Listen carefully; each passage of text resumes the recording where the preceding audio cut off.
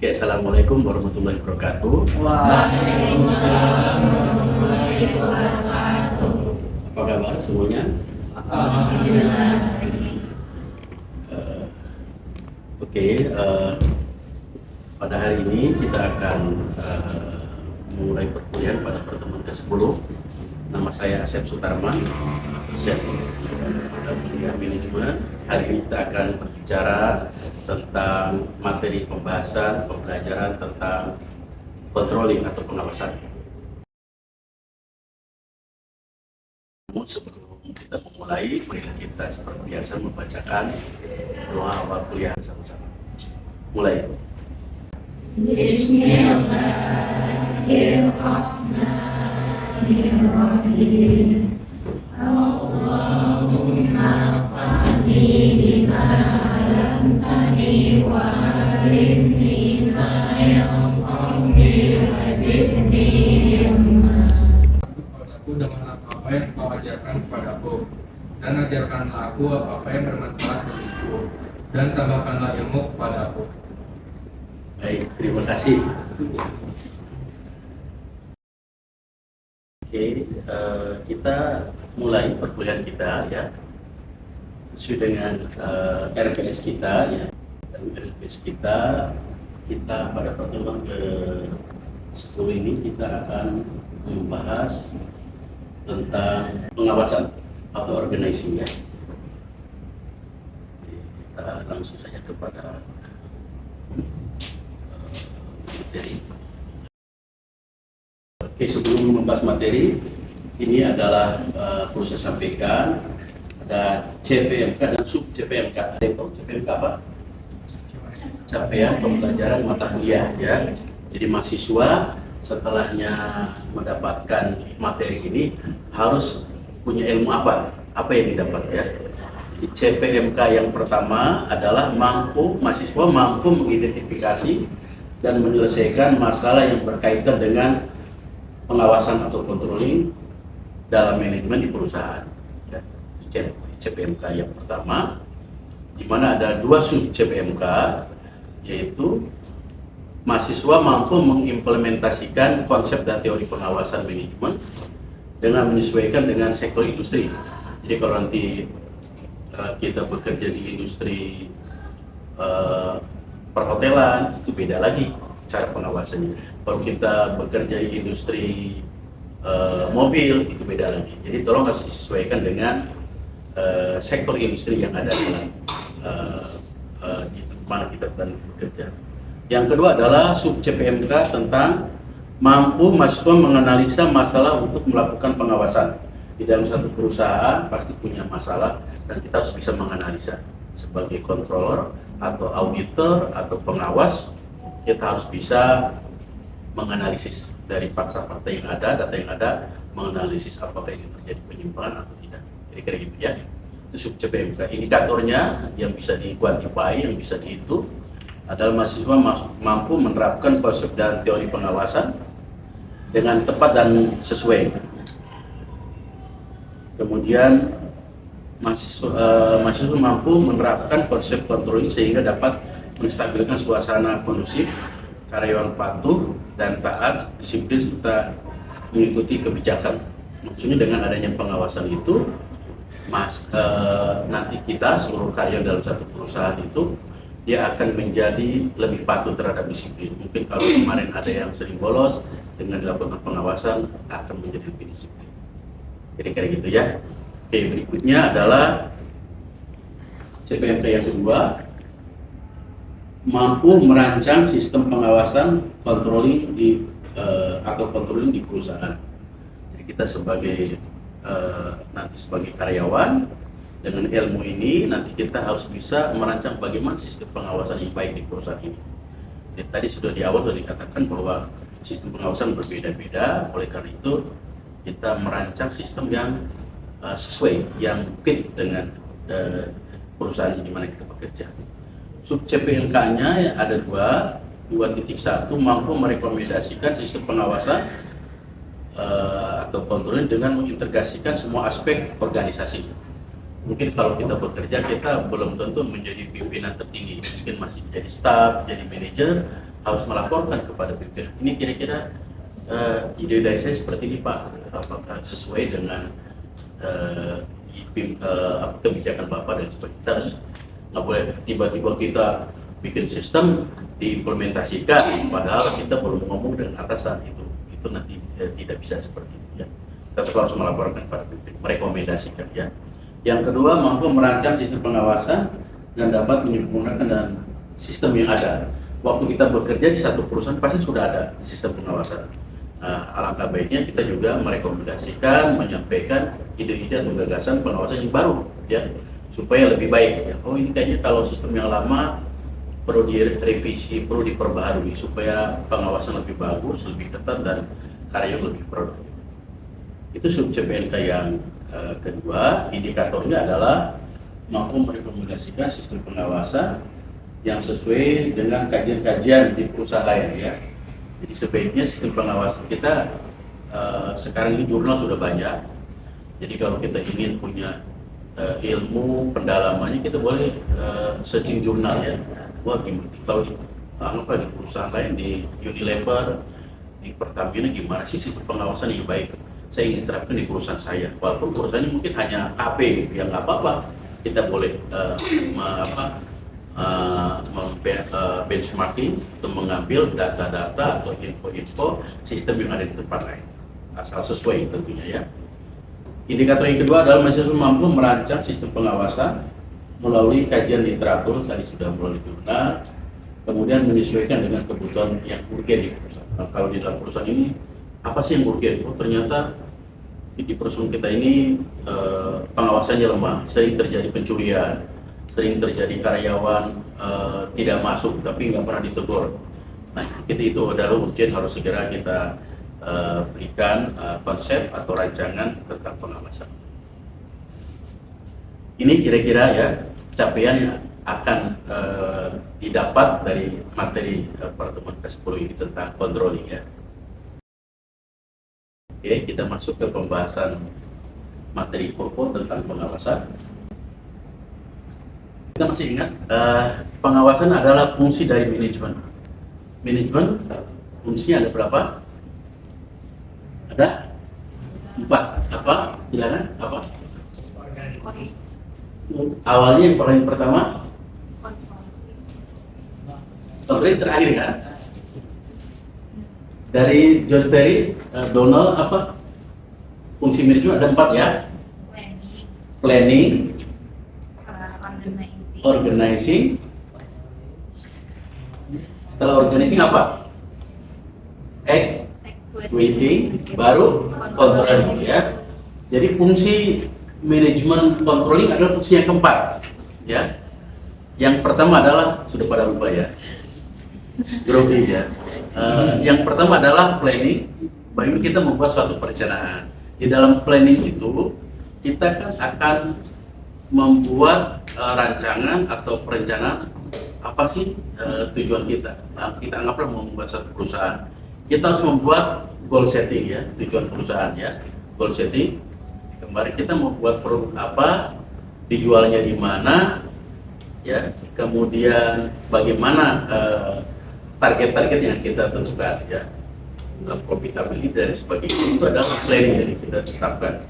Yang kedua adalah organizing ya, mengorganisasi ya.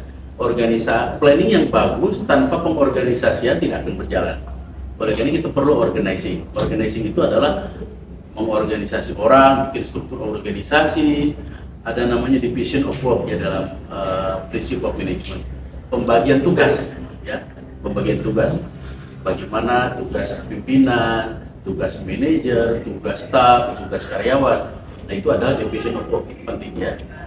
Kemudian pengaturan hierarki organisasi, bagaimana siapa lapor ke siapa itu harus diatur. Itu di organizing ya, mengatur ya. Di dalam mengatur organizing tidak hanya orang, kita juga mengatur bahan baku, mengatur mesin ya. Itu semuanya di organizing. Mesin A dipegang oleh siapa, mesin B dipegang oleh siapa. Itu adalah organizing ya. Yang ketiga apa? Activating. Activating adalah mengarahkan ya, mengarahkan. Bagaimana mengarahkan agar orang-orang dalam perusahaan ini mau bekerja, ya, planningnya sudah bagus, organizing sudah bagus, tapi orang-orangnya di dalam perusahaan tidak diatur dengan baik, tidak diarahkan, kerjanya semaunya, ya. Suruh ngerjain ini lari sini semua, ngerjain ini itu nggak bisa, ya. Oleh karena itu di dalam equity ada dua hal yang penting harus kita kita tekankan. Yang pertama adalah motivasi, ya. Bagaimana mendorong agar karyawan mau bekerja untuk mencapai tujuan, ya. Yang kedua adalah leadership, kepemimpinan. Nah, jabatannya manajer tapi dia tidak punya jiwa leadership, tidak punya karakteristik leadership, itu tidak akan jalan, ya. Leadership adalah kemampuan mengarahkan orang-orang untuk mencapai tujuan, ya. Jadi orang ini, oh ini kamu kerjakan ya, tugas kamu ini. Makanya dalam leadership ada yang disebut dengan memberikan instruksi, ya. Orang harus bisa menyuruh orang, ya. Jangan kita nggak bisa nyuruh orang nggak enak, nggak boleh, ya. Pimpinan harus mau menyuruh orang, tentunya dengan cara-cara yang baik, ya. Oke, itu secara umum kita membahas 3, ya, planning, organizing, executing. Hari ini itu adalah fungsi yang keempat, fungsi yang terakhir adalah controlling, ya. Kenapa controlling ini penting di dalam satu manajemen? Yang pertama tadi jelas, pengawasan atau controlling merupakan salah satu fungsi manajemen. Yang kedua, pengawasan dalam manajemen dibutuhkan untuk memastikan, ya, semua pekerjaan sesuai dengan apa yang diinginkan. Tadi kan ada planning, ya, untuk mencapai anggaplah planningnya itu target kita adalah tahun ini harus tercapai target penjualan 10M, ya. Setelah itu kan ada organizing, ada equity. Nah, di ujung akhir tahun kita harus cek, harus kontrol apakah 10M itu tercapai apa tidak. Nah, ini adalah fungsi pengawasan, ya. Agar apa yang kita rencanakan, agar apa yang kita inginkan tercapai, itu adalah controlling, ya.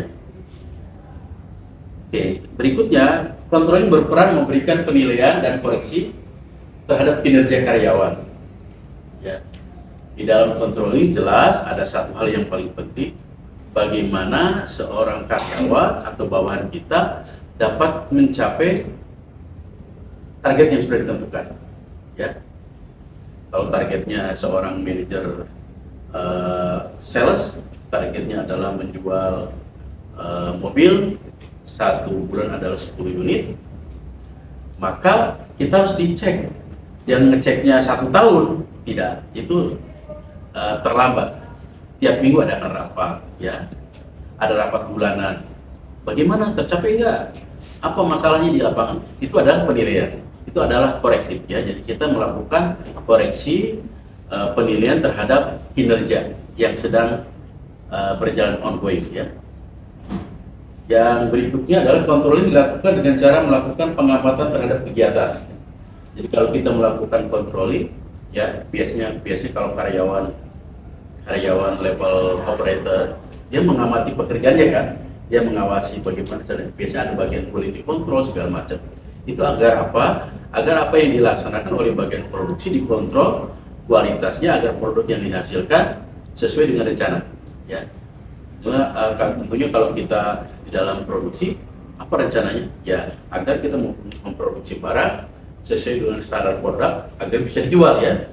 Barangnya diproduksi banyak tapi ternyata nggak bisa dijual, barangnya jelek, ada yang gompal, ada yang kurang bau segala macam, nggak bisa dijual. Itu tugas pengawasan bagian quality control. Sampai sini ada yang mau bertanya?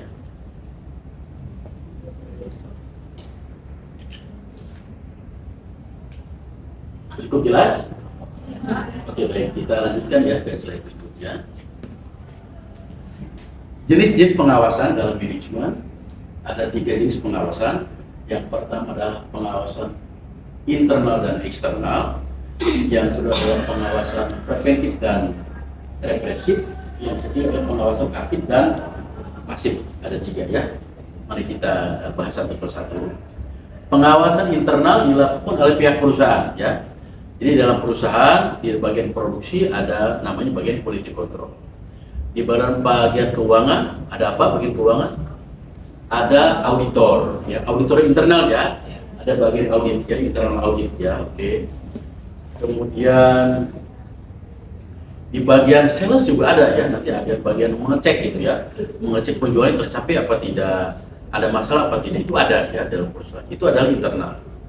Kemudian yang kedua adalah pengawasan eksternal. Pengawasan terhadap bisnis kita, perusahaan kita dilakukan oleh pihak luar. Pihak luar biasanya apa ya? Kalau umpamanya untuk keuangan, KPI ya, kantor akuntan publik ya. Jadi biasanya kantor akuntan publik yang sudah terregistrasi setahun sekali meriksa ya, meriksa lakukan audit. Nanti setelah diperiksa nanti ada kesimpulannya. Apakah wajar tanpa syarat, apakah dan sebagainya kira-kira. Jadi itu kita mengundang namanya eksternal auditor dari luar, biasanya kantor akuntan untuk memeriksa ya, membuat laporan keuangan perusahaan ini untung apa tidak ya, itu tergantung mereka. Kita bilang untung tapi setelah mereka periksa, oh ini salah ya. Saya pernah punya pengalaman kemarin di Badan Pengembangan Bisnis. Menurut hitungan kita ya internal itu untung ya, kalau diuntung 1 bulan kita untung sekitar 5 juta. Tapi setelah dicek oleh SPI eksternal dari luar perusahaan, sistem pengawas internal, ternyata ada kerugian. Jadi salahnya di mana? Ternyata di sana ada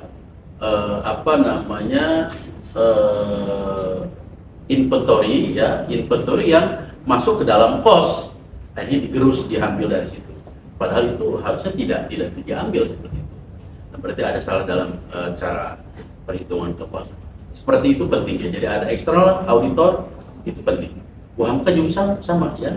UHAMKA setiap tahun ada dari PTMA, dari institusi Muhammadiyah ya, bagian pengawasan akan datang ke UHAMKA. Jadi akan mengecek apakah keuangan itu dikelola dengan baik atau tidak. Itu adalah internal dan eksternal. Yang kedua adalah pengawasan preventif dan represif ya. Pengawasan preventif dilakukan sebelum karyawan menjalankan tugas ya, untuk mencegah terjadi penyelewengan. Sementara pengawasan represif merupakan pengawasan yang dilakukan setelah karyawan melaksanakan pekerjaan. Pengawasan ini bersifat di akhir melalui laporan.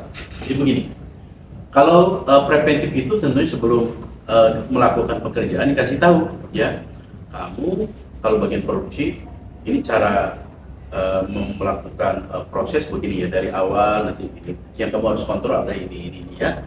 Nah, jadi di awal sudah dikasih tahu ya. Nanti mereka harus mengikuti, itu adalah preventif, pencegahan ya. Begitu juga di dalam bisnis ya, karyawan dilarang mencuri ya, tim harus diberitahu dulu ya. Karyawan tidak boleh membawa barang perusahaan termasuk laptop, nah gitu ya. Itu adalah preventif. Jadi kalau belum dikasih tahu, karyawan tiba-tiba ada yang membawa pulang, itu nggak boleh disalahkan 100% karyawan, karena sebelumnya belum ada preventifnya ya. Jadi harus ada preventif. Jadi preventif adalah pencegahan di awal. Jadi diberitahu dulu ya, lewat pengumuman, lewat penyampaian verbal, lewat peraturan ya. Contohnya yang paling gampang, tidak boleh terlambat masuk jam kerja Anda jam 7. Itu adalah pengawasan preventif. Jadi kalau karyawan datangnya ternyata masuknya jam 7, datangnya jam 8, itu dia sudah masuk ke represif. Dia melakukan pelanggaran ya. Apakah selama ini terjadi preventif dan represif terjadi ya? Saya mau tanya, kalau dalam di KPK ya, OTT termasuk preventif atau represif? OTT, operasi tangkap tangan. KPK mengungkap habis menangkap bupati ya gitu ya, di wilayah mana gitu, kena OTT. Itu termasuk preventif atau represif? Represif ya, karena sudah terjadi ya. Dia sudah dikasih tahu seorang bupati tidak boleh melakukan ini sudah ada aturannya, disumpah dan sebagainya. Tiba-tiba dia OTT ditangkap, itu adalah represif ya sedang melakukan tindakan oleh KPK, dilakukan ada pengawasan represif, ya seperti itu. Kalau preventif nggak ada aturannya, tapi sama KPK ditangkap OTT itu adalah represif ya. Oke. Berikutnya yang ketiga adalah pengawasan aktif dan pengawasan pasif. Pengawasan aktif dilakukan langsung di tempat kerja. Tadi seperti karyawan meneliti, mengecek ya bagian elektrik ya. Dia tiap hari mengecek ya berapa pemakaian, apakah sirkuit ini bagus apa tidak. Bagian inventory control mengecek barang-barang yang datang itu sudah sesuai apa tidak. Barang di gudang ini ada yang nyuri apa tidak dicek. Itu adalah pengawasan aktif ya, mencatat ya. Saya dengan teman-teman kalau hari Kamis kita ke peternakan, tolong dicek dombanya dari catatannya ada 500, benar apa 500 kita cek. Itu adalah pengawasan langsung, kita cek benar apa enggak. Jangan-jangan nggak ada yang satu lagi pergi keluar, lagi jalan-jalan lagi ya. Itu kita cek ya, lagi shopping ya. Kalau ternyata kurang, saya tanya ini kenapa, ada apa? Oh Pak Manti belum dicatat, harus dicek ya. Itu adalah pengawasan langsung. Yang kedua adalah pengawasan pasif. Pengawasan pasif ini pengawasan tidak langsung, biasanya dari dokumen-dokumen ya, dari data-data, dari laporan. Saya dapat laporan, biasanya contohnya begini, saya memberikan laporan kepada pimpinan di perusahaan di Jepang, head office, bahwa penjualan kita tahun ini tercapai menjual 6.000 ton tembaga dengan hasil penjualan 500 miliar gitu. Nah, beliau hanya membaca laporan dari saya, paling ada yang tidak paham, tinggal telepon ini kenapa, ini ada apa. Itu adalah pengawasan pasif ya, dia hanya mengecek dari bukti-bukti, dari data-data, dari laporan. Oke, sekali lagi pengawasan dalam manajemen ada 3. Yang pertama adalah internal dan eksternal atau intern dan ekstern, ada preventif dan represif, ada pengawasan aktif dan pasif. Oke. Jelas sampai sini? Jelas. Baik. Oke. Ini tipe atau jenis pengawasan di industri, di perusahaan ya. Saya adalah mantan profesional, jadi kita selalu melakukan pengawasan di 3 titik ya, 3 tempat. Yang pertama adalah input ya, yang kedua adalah proses transformasi atau proses, baru yang ketiga adalah output ya. Sekarang saya mau tanya, kalau input dalam perusahaan, dalam satu bisnis industri, yang termasuk dalam input apa? Apa? Tanah. Ya, oke, tanah yang akan dikontrol dalam satu proses produksi. Contohnya saya akan bayangkan kita membuat meja, ya. Meja bahan apa? Yang pertama apa? Bahan baku ya. Bahan bakunya apa? Kalau untuk meja adalah kayu. Apalagi? Paku, ya. Apalagi? Lem, ya. Oke, itu bahan baku. Apalagi? Yang kedua? Peralatan, mesin, ya. Mesin pun juga termasuk juga input, ya. Oke. Yang ketiga apa? Tenaga kerja, ya. Tenaga kerja juga material input, ya. Karyawan yang ada di dalam itu harus dikontrol juga, ya. Baru tadi sumber dana, ya. Oke. Input ya adalah bahan baku, raw material, ada employees, karyawan, ada mesin, ada financial, uang ya. Itu dari inputnya. Di sini disebutnya dalam kontrol adalah feed forward control. Jadi kita memulai pengawasan untuk selanjutnya ya. Ini penting banget. Jadi kalau di input tidak dilakukan pengawasan dengan baik, maka di sini akan berdampak negatif ya. Contohnya bahan bakunya di sini tidak dikontrol ya. Bahan bakunya apalagi kalau untuk saya bekerja di perusahaan industri awal tembaga, bahan harus dicek impurity-nya, apakah tembaga itu murni apa tidak. Kalau di sini ada paku nggak kelihatan, ya bayangin aja 6 ton ada paku 1, langsung isinya macet, mesinnya gagal, ya. Kerugian bisa ratusan miliar. Ya. Itu juga di sini ya, saya material mesinnya tidak dicek ya. Pas kita memproses ternyata rusak mesinnya, ada yang rusak itu nggak ada bautnya, kapasitasnya rendah, ini sangat berbahaya ya. Oleh karena itu dalam input harus dilakukan pengawasan, tujuannya adalah anticipate problem, untuk mengantisipasi problem yang akan terjadi di waktu yang akan datang ya. Termasuk yang kedua adalah diproses ya. Proses tadi kita mencontohkan membuat meja ya, maka itu ada prosesnya.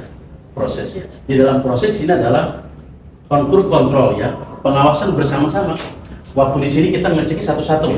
Ada paku datang kita cek jumlahnya betul, kualitasnya bagus apa tidak ya, promedia ya, karyawan. Nah waktu kita di dalam proses yang nggak dicek paku lagi, ngecek sistem ya, sistem proses ya, proses ini berjalan dengan baik apa tidak ya. Oke. Nah di sini ada berfungsi adalah quality control. Di sini sebutnya adalah correct the problem as that happen. Apa yang terjadi di situ harus dilakukan pengawasan. Ya. Dalam proses itu penting ya. Biasanya di dalam proses ada standar-standar ya. Standarnya harus diikutin, parameter harus diikutin supaya dari sini ini lewat, proses lewat baru keluar output. Output apa? Output adalah hasil. Hasil berupa apa? Barang, produk ya. Jadi kalau kita berbicara output ya, terus kalau dalam output apa yang harus dikoreksi? Apa yang harus dikontrol? Kualitas dari barang itu. Kualitas itu apa? Berfungsi atau enggak barang? Berfungsi apa tidak? Faktor-faktor yang mempengaruhi kualitas apa tadi? Berfungsi apa tidak? Ya, fitur ya, handphone fiturnya di dalam standar ya harusnya ada 9, pas di output yang ini cuman ada 6, bisa terjadi kan ya. Tampilan ya, itu tampilan juga adalah kualitas ya. Jadi kalau barangnya ternyata oh ini hidup segala macam oke, fitur oke, tentunya ada gumpal di ujungnya sedikit, itu tidak boleh lulus ya. Nah ini adalah tugas bagian quality control ya, paham ya. Jadi di dalam output itu dari segi physical produk itu harus dicek, tetapi juga di dalam tolong ingat bahwa di dalam output ini juga sebelum dijual itu akan disimpan di gudang. Penggudangan juga harus dikontrol dengan baik ya. Tiba-tiba hujan ya, saya punya banyak pengalaman, kita mengirim barang ke luar negeri, di sana itu lama di gudang bea cukai di luar negeri, tahu-tahunya terjadi kelembaban, ada bocor, pas nyampe dikirim dari bea cukai negara tujuan ya, anggaplah ke Jepang, dikirim ke pabrik yang membeli, ternyata pas dibuka tembaganya hitam semua, discoloration. Mereka bilang saya nggak mau beli. Tuh, waktu dikirim dari kita oke, kita cek ternyata, kita nyuruh orang coba dicek di mana nih, apakah shipment sedang di kapal atau di gudang. Ternyata di gudang bea cukai di sananya itu ada bocor. Akhirnya mereka bayar mengganti kita. Seperti itu ya. Jadi di sini di samping produk itself, produk itu sendiri, tetapi juga penggudangan harus dikontrol. Ya. Dari penggudangan dikirim ke pabrik juga harus dikontrol juga. Itu adalah produk ya.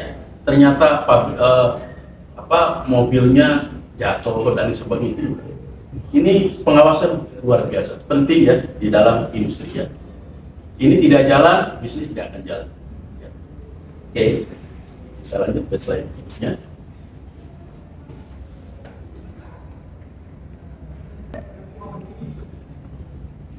Berikutnya adalah objek pengawasan. Ada 5 objek pengawasan. Jadi pengawasan itu di mana saja, apa saja yang harus diawasi. Yang pertama adalah kuantitas dan kualitas barang. Ya. Tadi kuantitas itu adalah jumlah barang. Jadi kalau itu kami 50 diawasi, jadi enggak 50 yang hilang. Ya. Ya, sering terjadi dari pabrik di bawah 50 sampai di customer hilang 2 diturunin, ya kan, ya dicuri dan sebagainya ya. Kalau barang-barang berat biasanya ada istilah di daerah Tanjung Priok itu ada putu loncat, ya.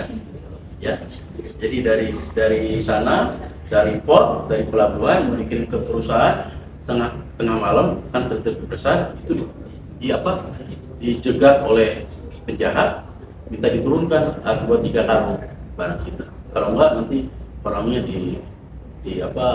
dibegal, penjahat lah kira-kira gitu ya. Nah, akhirnya sampai ke perusahaan dia cerita ini di jalan. Oleh karena itu kita bagian pengawasan harus mengecek ya apakah jumlahnya itu sesuai dengan order kita, sesuai dengan catatan kita. Itu adalah kuantitas. Kualitas tadi sudah dibahas ya, bahwa barang itu harus sesuai dengan standarnya, tidak boleh gumpal, fiturnya harus cocok, speknya harus jelas ya. Kita beli handphone dulu suka ada black market ya. Kenapa iPhone harganya 25 juta tapi bisa dapatnya 10 juta ya. Nah itu harus dicek kualitas, jangan-jangan fiturnya cuma ada 5 ya. Ternyata nggak bisa ngirim WA mah gitu ya. Nah harus dicek dulu ya. Itu adalah kualitas. Objek pengawasan keuangan tentu ya, dalam perusahaan ada bagian keuangan, harus dicek ya profit and loss-nya, balance sheet-nya ya. Kemudian transit uang masuk uang keluar, kemudian tagihan ya, tunggakan ya. Yang problem di perusahaan biasanya tunggakan. Nah ini bagian pengawasan. Ini kenapa perusahaan itu belum bayar? Itu biasanya harus dikejar ya. Jangan bagian pengawasan tidak menemukan ya, harus menemukan hal yang penting itu ya. Objek yang ketiga adalah objek yang sifatnya strategis. Nah ini biasanya berkaitan dengan negara ya. Objek strategis negara contohnya Pertamina ya. Ada yang tahu Pertamina tempat menyimpan minyak di daerah Tanjung Priok gitu ya. Itu dijagain tentara ya, diawasin ya. Kalau salah ada orang yang melakukan tindakan kriminal meledak, itu bisa menyebabkan kerugian dan juga masalah besar. Objek-objek strategis di dalam perusahaan juga ada ya. Jadi kalau kita di perusahaan mana-mana yang strategis harus diawasi dengan ketat, tergantung bisnisnya apa. Kalau bisnis mobil ya, yang harus diawasi secara ketat adalah bagian HRD, R&D ya, Research and Development ya. Itu dia pegang desain, kalau ada yang nyuri itu nilainya tinggi banget. Itu bagian strategis ya. Berikutnya adalah pelaksanaan program di lapangan. Kembali objek pengawasan juga harus mengecek lapangan langsung ya. Lalu presiden kita yang lalu Presiden Jokowi suka ngecek lapangan, paling suka ngecek lapangannya. Dia ngecek ke gorong-gorong kemana-mana. Dia ingin tahu di lapangan berapa tidak. Pergi ke pasar-pasar ya. Bagus ya. Untuk mengecek lapangan ya. Yang kelima yang terakhir, objek pengawasan adalah pelaksanaan kerja sama dengan pihak lain ya. Jadi kalau kita ada MOU, ada perjanjian dengan pihak lain, ada komitmen, itu juga perlu dilakukan pengawasan ya. Saya kembali lagi ke bisnis UMKM. Contoh kita ada MOU dengan bengkel Ahas ya. Kita punya bengkel kerjasama MOU.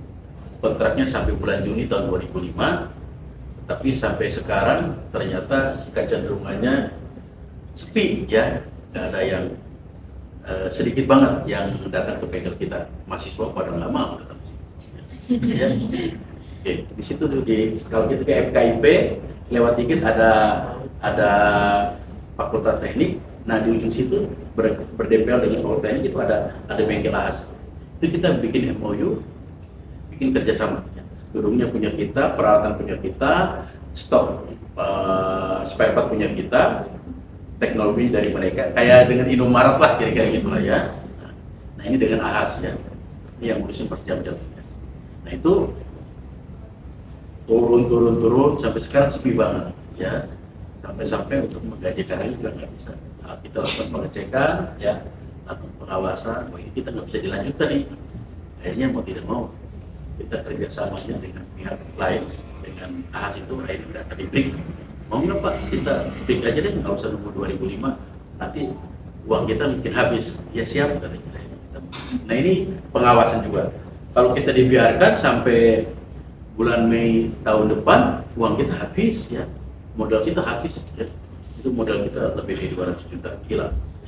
Sekarang masih bisa ditahan dengan kita break dari Desember sampai Desember saja. Akhirnya mereka paham karena memang keadaan seperti itu. Oke, jadi ini ada 5 objek pengawasan, objek yang harus kita kontrol, kita awasi agar tidak terjadi penyimpangan atau kegagalan di dalam manajemen.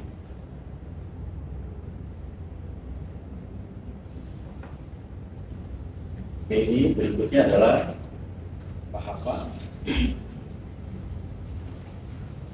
tahapan proses pengawasan. Yang pertama adalah membuat standar, ya. Jadi sebelum kita melakukan pengawasan harus dibuat standar. Tadi saya memberikan contoh, kalau kita karyawan harus datang jam 7, bikin peraturan. Peraturan ada standar, ya. Oke. Bahwa lubang ini presisnya harus seperti ini, bentuknya harus seperti ini, itu adalah standar. Harus ada spek, ya. Kalau nggak ada standar, orang kerja akan semaunya, ya. Jadi standar itu ada yang kualitatif, ada yang kuantitatif. Yang kuantitatif, contohnya tadi jam kerja, ya, jam kerja mesin ini kalau sudah mencapai 20.000 hours, 20.000 jam dipakai, harus overhaul, ya. Motor ini kalau sudah kilometernya sampai 1.500 harus diganti oli, itu adalah standar, ya. Paham ya, punya motor ya. Kalau kita datang ke bengkel harus kembali kilometer sekian. Nah itu adalah standar, ya. Di sini ada standar karyawan, standar barang, investasi harus ada standar. Tapi ada juga standar yang kualitatif, ya, pendapat umum. Larangan peraturan yang kualitatif yaitu contohnya dilarang mencuri. Itu kan kualitatif, ya. Nanti pas giliran dia mencurinya mencuri ayam atau mencuri barang. Nah itu tidak terlalu jelas, tapi itu adalah harus diawasi, tidak boleh mencuri, ya. Mencuri sedikit pun, ya itu adalah mencuri, ya. Kalau kita datang ke Indomaret, ya, ngambil permen sama ngambil Indomie 1 box, sama ya, itu mencuri kan klasifikasinya. Itu pasti kita akan dikenai pasal, ya, bahwa itu adalah pelanggaran. Nah itu harus dikontrol, ya. Standarnya harus dibuat, ada yang kualitatif, ada yang kuantitatif. Yang kedua adalah membandingkan kegiatan dengan standar, ya. Mengawasi itu apa, ya? Mengawasi itu standarnya apa, realisasinya apa, gampang ya. Ini ada satu barang, ya, ternyata dihasilkan, oh barangnya berbeda, oh tutupnya yang ini hitam, yang ini biru, itu sudah penyimpangan, ya. Dan harus diketahui, ya. Yang kita membiarkan, ya, membandingkan standar dengan actual, ya, itu adalah yang kedua, ya. Yang ketiga adalah tindakan perbaikan. Apabila ada penyimpangan, ada satu kesalahan, lakukan tindakan corrective action, perbaikan, ya. Nah itu adalah pengawasan. Jadi kalau kita menjadi seorang pengawas, ya, kita harus kasih tahu, ini saya menemukan ini, tolong nanti ke depan diperbaiki, jangan bikin laporan kayak begini. Nah itu adalah corrective action, ya, memberikan langkah tindakan perbaikan. Jangan, oh bukan urusan saya hanya menemukan masalah. Sebaiknya kita setelah menemukan masalah baru kita rekomendasikan, tolong jangan seperti ini ada yang seperti ini, ya. Sampai sini ada yang mau bertanya? Cukup jelas?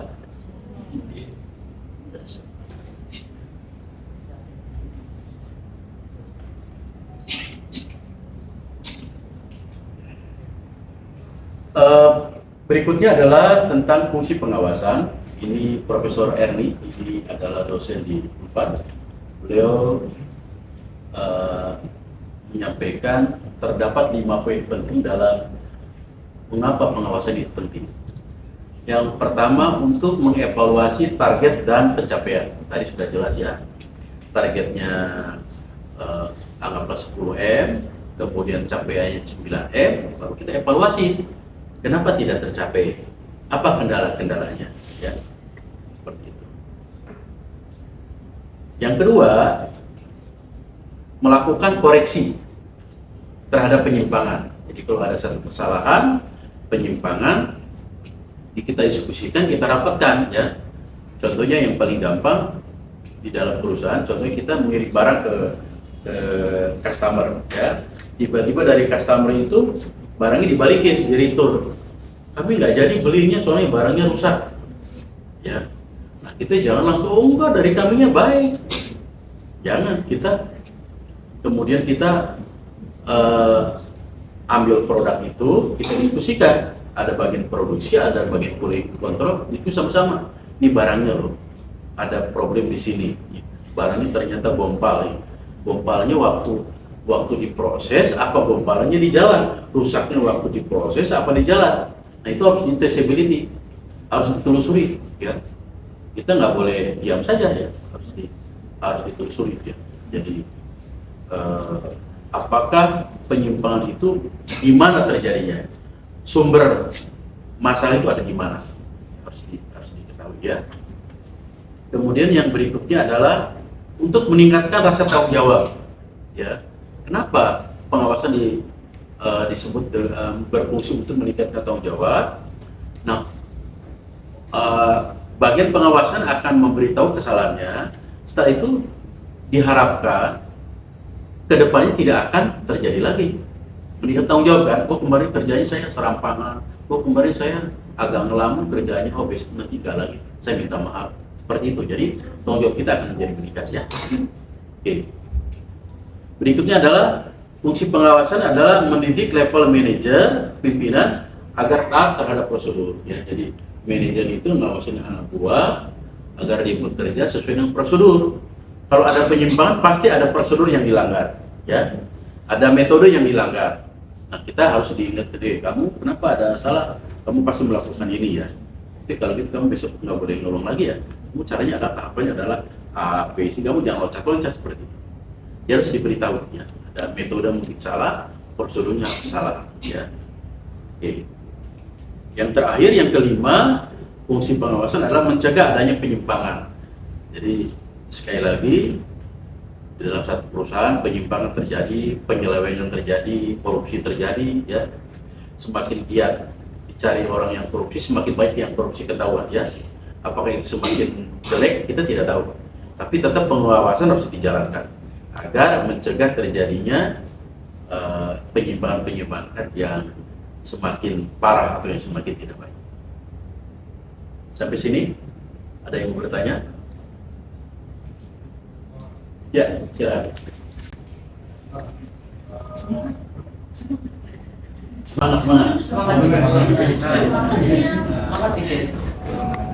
Ya. Pengawasan ke dalam budaya organisasi ini apa ada kesulitan tertentu gitu Pak? Dan itu apa menerapkan fungsi organisasi tanpa ada penolakan dari anggota atau karyawannya? Oke. Biasanya fungsi pengawasan sebaiknya kan preventif dulu, dari awal sudah disiapkan sehingga tidak ada penolakan. Cuman kadang-kadang kan bisnis itu berubah ya. Kadang-kadang begitu cepat sehingga fungsi pengawasan juga harus diadaptasikan juga, ada dirubah juga. Kecenderungannya ada ya, ada orang menolak karena pengawasan itu kan memperketat ya. Kemarin suka bawa laptop ke rumah, sekarang tidak boleh. Laptop kantor tidak boleh bawa ke rumah, pasti enak ya kan, pasti orang aduh kenapa ya apa. Jadi ada resistensi, tetapi perusahaan harus bisa menjelaskan kenapa dilakukan aturan seperti itu ya, harus disosialisasikan. Jadi sebelum melakukan pengawasan itu sebaiknya ada preventif dulu, dikasih tahu mulai sekarang berlaku ini sistem kerja aja ya. Oke. Ya, jadi sistem kerja saja kita perlu disosialisasikan. UHAMK tadi sistem kerja Senin, Selasa, Rabu, Kamis, Jumat, Sabtu. Sekarang dirubah menjadi 5 hari. Sabtu karyawan tidak masuk. Tetapi jam kerjanya ditambah. Pengennya jam kerjanya juga ditambah, ya nggak bisa lah. Satu minggu harus 40 jam, ya kan? Yang tadinya 7 jam jadi 8 jam. Namanya karyawan, kalau nggak usah ditambah-tambah biasa aja kali. Nggak boleh, harus ada aturan. Totalnya satu minggu harus 40 jam. Ada resistensi, tapi harus disosialisasikan dan disampaikan. Itu adalah preventive control.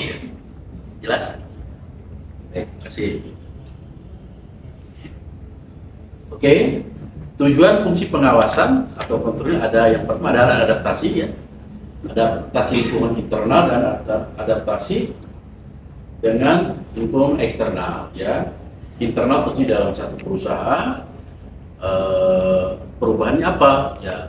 Contohnya mungkin peralatan mesin ya berubah yang lebih canggih ya. Ada kita memakai robotik. Tentunya akan ada perubahan dan pengawasan pun akan berubah ya. Sistemnya sudah berubah. Kita tadinya punya cabang di hanya Jakarta saja, sekarang kita punya cabang di Surabaya. Itu pun juga akan ada pengaruh. Eksternal, pengawasan internal, eksternal, lingkungan eksternal adalah lingkungan dari luar. Contohnya bisnis kita, external environment itu kita bisnis dengan mitra luar negeri, kita ekspor ke luar negeri. Tentunya nanti pengawasan akan lebih kencang kalau kita bisa dengan luar negeri. Quality control itu lebih ketat lagi, syarat-syaratnya lebih susah lagi ya. Nah itu harus ada adaptasi, kalau enggak ya kita tidak akan bisa jualan, tidak akan bisa berkompetisi dengan global ya. Yang pertama, yang kedua adalah meminimalkan kegagalan. Tadi sudah jelas dengan adanya pengawasan agar kegagalan kemudian bisa ditekan ya. Yang ketiga adalah antisipasi kompleksitas organisasi.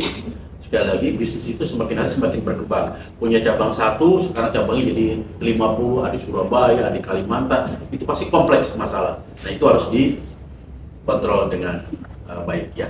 Oke.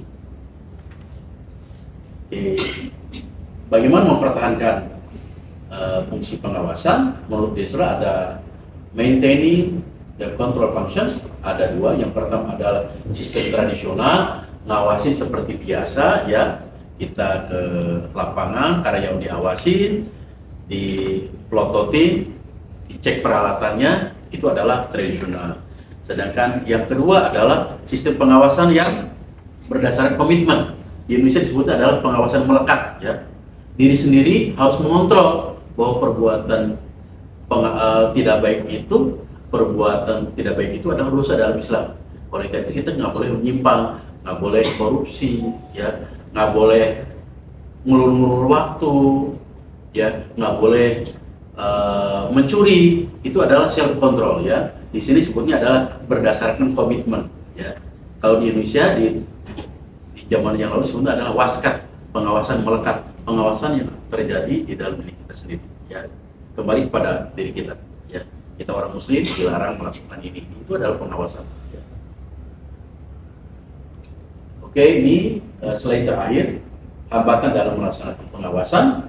Yang pertama adalah kurangnya pengetahuan tentang organisasi, ya. Yang kedua adalah minimnya pengetahuan tentang lingkungan. Yang ketiga adalah kompetensi di dalam mengestimasi.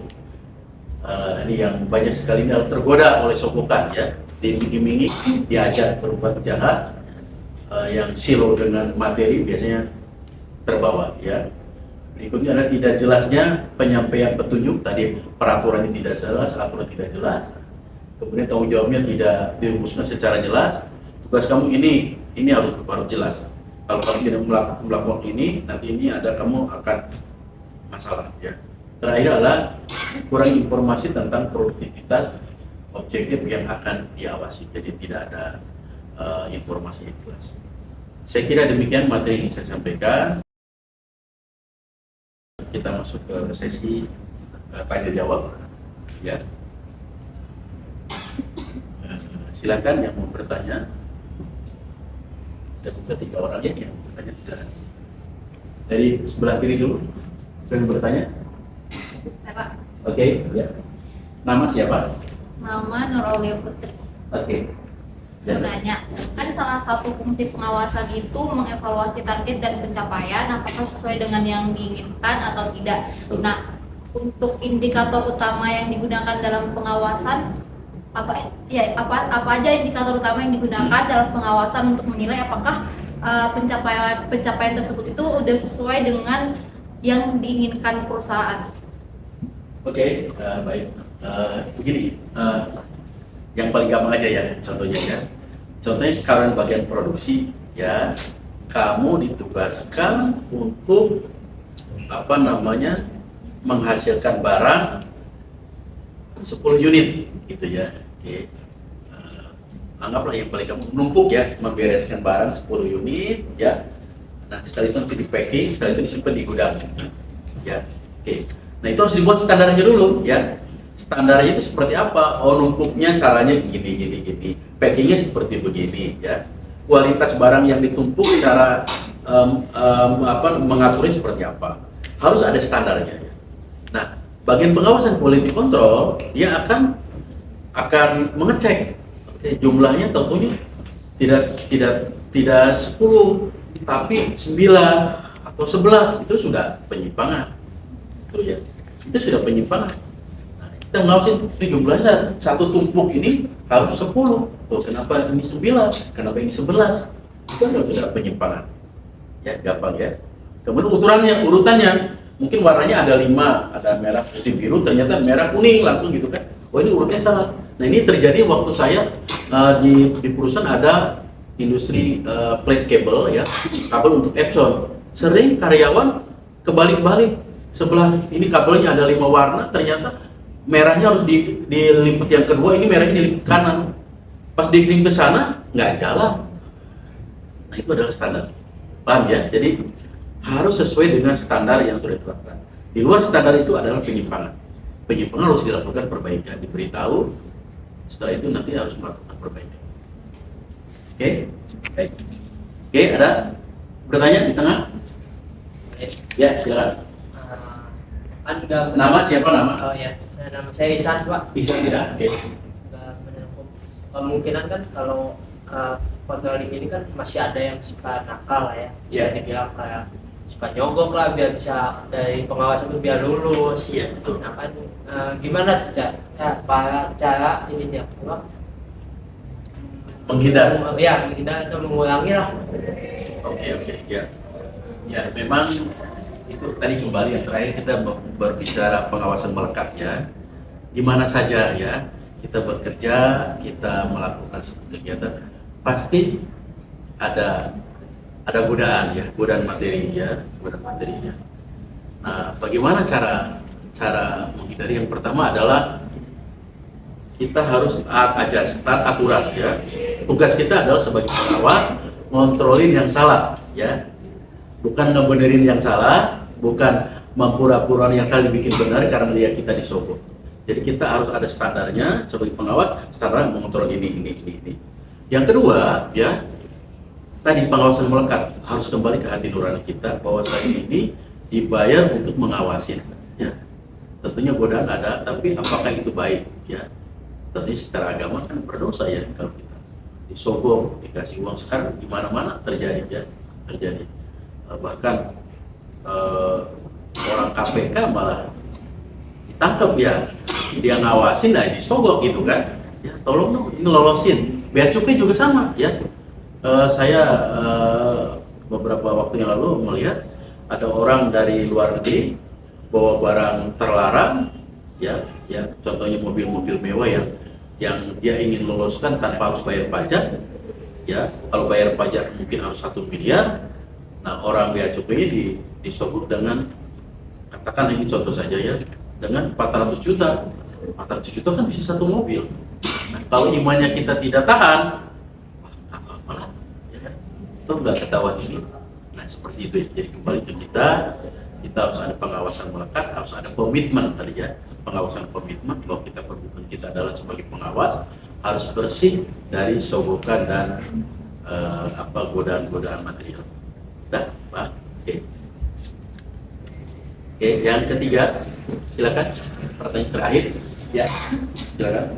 Perkenalkan, nama saya Viva. Viva ya. Habibah? Hafifah. Habibah, oke.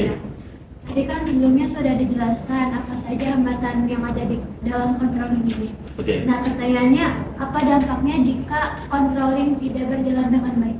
Oke. Baik, Habibah. Jadi kalau controlling tidak dilaksanakan dengan baik, yang pertama adalah kerugian perusahaan. Ya, akan terjadi kebocoran. Kebocoran berarti kerugian perusahaan. Ya. Yang kedua, moral. Ya. Kalau di dalam satu perusahaan moralnya sudah tidak baik, ini sudah gejala perusahaan akan runtuh, ya. Perusahaan akan bisa bangkrut, ya kan? Digerogotin oleh tikus-tikusnya sendiri, ya, oleh karyawannya sendiri. Nah, ini nggak boleh. Ya, Indonesia sekarang masih termasuk ranking korupsi nomor berapa, 40. Ini sudah masih jauh, ya, dari harapan. Oleh karena itu KPK harus ditegakkan, BPK harus diperkuat sehingga pengawasan bagus. Ya. Oke, ada lagi yang mau bertanya? Cukup ya? Oh, silakan. Ini terakhir ya. Perkenalkan, nama saya Zara. Nah, kan di tujuan fungsi pengawasan ini kan ada meminimalkan kegagalan. Iya. Nah, gimana sih cara untuk memastikan nilai keberhasilan untuk mencegah dari kegagalan ini dalam tujuan pengawasan? Oke, yang pertama adalah standarnya harus jelas. Yang kedua, skill dari karyawan harus ditingkatkan, ya. Jadi kadang-kadang ada karyawan bekerja di lapangan itu gagalnya itu bukan karena dia serampangan, bukan karena dia lalai, tapi memang knowledge-nya, skill-nya tidak ada. Skill-nya harus ditingkatkan, ya. Jadi kemampuan bekerjanya harus ditingkatkan, skill-nya, ability-nya, skill-nya, keterampilan harus ditingkatkan. Saya kira itu, ya. Oke, saya kira terima kasih. Kita memasuki ke tahap akhir dari pertemuan ini. Saya akan absen dulu, ya.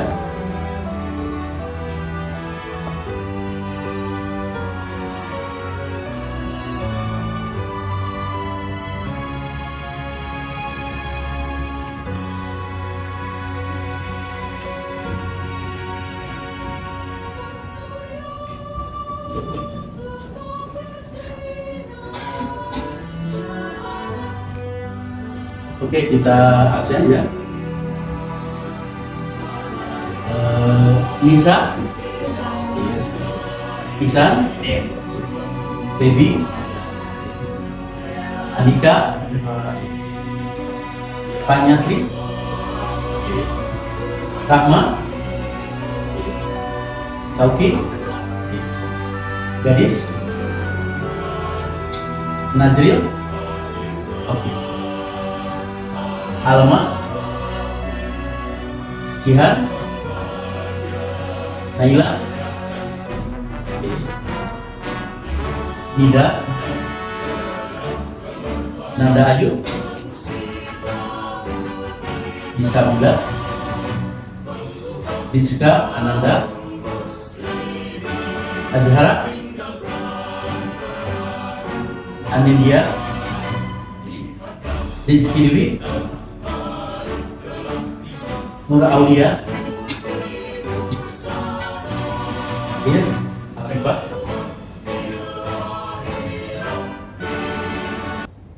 Terima kasih dari semua pada hari ini. Sebelum mengakhiri perkuliahan ini, mari kita bacakan doa akhir kuliah ini.